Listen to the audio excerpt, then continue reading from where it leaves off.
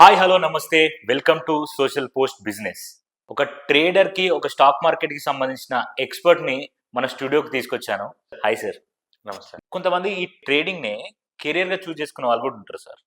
ఇప్పుడు ఎవరైనా అట్లనే చూస్ చేసుకొని వచ్చారనుకో, వాళ్ళు కూడా ఇట్లా ప్రాఫిట్స్ లేకపోతే వాళ్ళు లాస్ అయినట్టే కదా సార్. ట్రేడింగ్నే కెరియర్గా చూస్ చేసుకొని వచ్చిన వాళ్ళకి మీరిచ్చే సలహాలు ఏంటి సార్? సో, ఇప్పుడు ట్రేడింగే కెరియర్‌గా ఎంచుకోవాలన్నా, సార్. లేదా పార్ట్ టైమ్ ట్రేడింగ్ చేయాలన్నా గానీ, సో, ఫస్ట్ ఆఫ్ ఆల్ కష్టపడాల్సిందే ఎవరైనా సరే.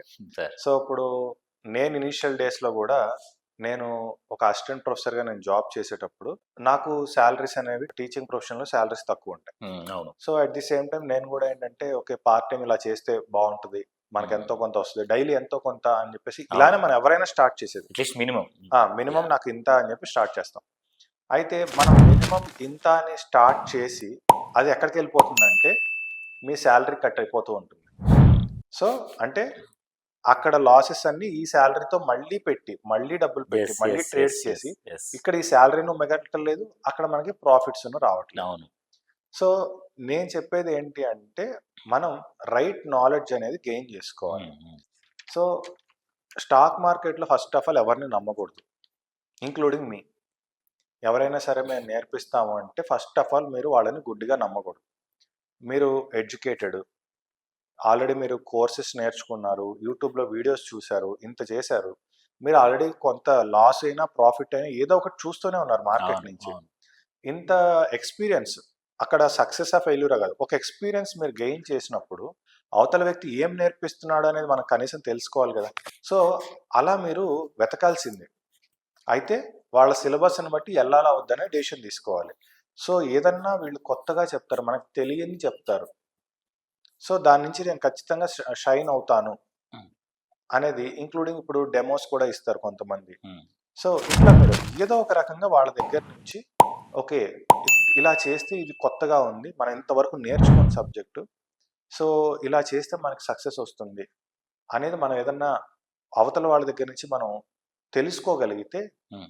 Then we can go forward. Okay. అంతేగాని మనం ఏంటంటే ఫర్ ఎగ్జాంపుల్ నా పరంగా నేను ఇనిషియల్ డేస్‌లో కోర్సెస్ అనంగానే మీరింకా 2 కోర్సులే చేశారు.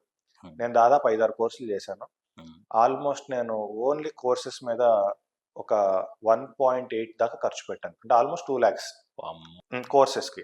నేను almost once upon a time నాకు సాలరీ 23,000 ఉన్నప్పుడు ఒకతను ఇట్లానే కోర్స్ నేర్పిస్తానంటే ఫోన్ చేశాను.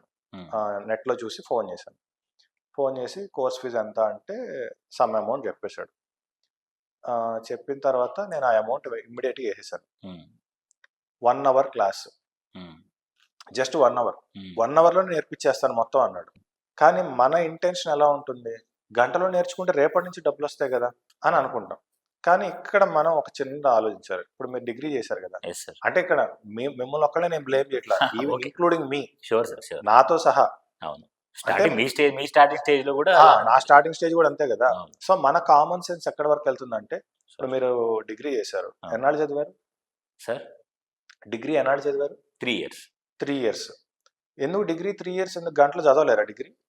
గంటలో ఎలా చదువుతాం సార్. కదా! అవును. అంటే మీరొక క్వాలిఫైడ్ అంటే ఒక డిగ్రీ చేయాలంటేనే మీకు 3 ఇయర్స్ పట్టింది. మరి స్టాక్ మార్కెట్‌లో ఒక డబ్బులు సంపాదించాలంటే 1 అవర్‌లో, 3 అవర్స్‌లో లేకపోతే 1 డేలో, 2 డేస్‌లో వచ్చేస్తదా మనకి? Impossible sir. కదా! అవును. కానీ మనం అది ఆలోచించం. అవును. ఒక కోర్స్‌కెళ్ళేటప్పుడు గూడా మనం ఇది ఆలోచించం.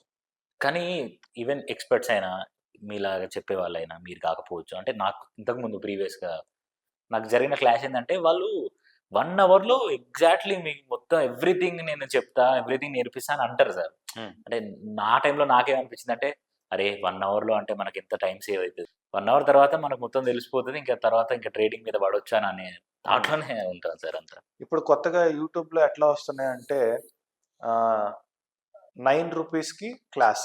Yes sir. మీరు పెట్టే 9 రూపీస్‌కి ఒక చాక్లెట్ కూడా రాదు. రాదు. అదే అని ఆ! అంటున్నారు సార్. అవును. ఒక చాక్లెట్ కూడా రాదు. కానీ మేము ట్రేడింగ్ నేర్పిస్తాం. 9 రూపీస్‌కి. Yes sir. 9 రూపీస్. సో, 9 రూపీస్‌కి ట్రేడింగ్ నేర్పించడం అంటే నాకు అర్థం కాలేదు. నాకది అర్థం కాలేదు ఆ! సార్. సో నేర్చుకోవాలనే అనుకున్నా నేను. బట్ ఎందుకో మీతో హ్మ్. మాట్లాడిన తర్వాత ఆలోచిద్దామని. సో, ఇదంతా ఒక కైండ్ ఆఫ్ అట్రాక్షన్ అన్నమాట. So, okay. అందుకే మనం ఏంటంటే స్టాక్ మార్కెట్ నేర్పిస్తాము అంటే, స్టాక్ మార్కెట్స్ మేము ట్రైనింగ్ ఇస్తాము అంటే ఎవ్వరిని బిలీవ్ చేయకూడదు. ఓహ్! అది ఎవ్వరైనా సరే. హ్మ్. మీరు స్ట్రెయిట్ ఫార్వర్డ్‌గా మీరేం నేర్పిస్తారు?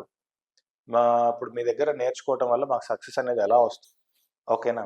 అంటే ఇప్పుడు ఫర్ ఎగ్జాంపుల్ మీరు అదే క్వెషన్ నన్ను అడిగారు అనుకోండి. నేనైతే ఇప్పుడు మీ దగ్గర నేను నేర్చుకుంటాను సార్. నాకు హ్మ్. సక్సెస్ వస్తుందా అంటే, సక్సెస్ అనేది ఖచ్చితంగా మీ ప్రాక్టీస్ మీద డిపెండ్ అవుతది. ఎప్పుడైనా సరే సక్సెస్ అనేది ప్రాక్టీస్ మీద డిపెండ్ అవుతుంది. ఇప్పుడు మీకు బిల్ గేట్స్ వచ్చి ట్రైనింగ్ ఇచ్చినంత మాత్రాన మైక్రోసాఫ్ట్ విండోస్ ప్రోగ్రామ్ రాసేస్తారా? లేదు. రాయలేరు కదా! ఖచ్చితంగా. సో ఏంటంటే ఏదైనా మీ ప్రాక్టీస్ మీద డిపెండ్ అవుతుంది. అవును సార్. కాకపోతే మీరు కనీసం ప్రాక్టీస్ చేయాలంటే మీ దగ్గర ఉన్నది రైట్ నాలెడ్జో కాదో తెలుసుకోవాలి కదా! అవును.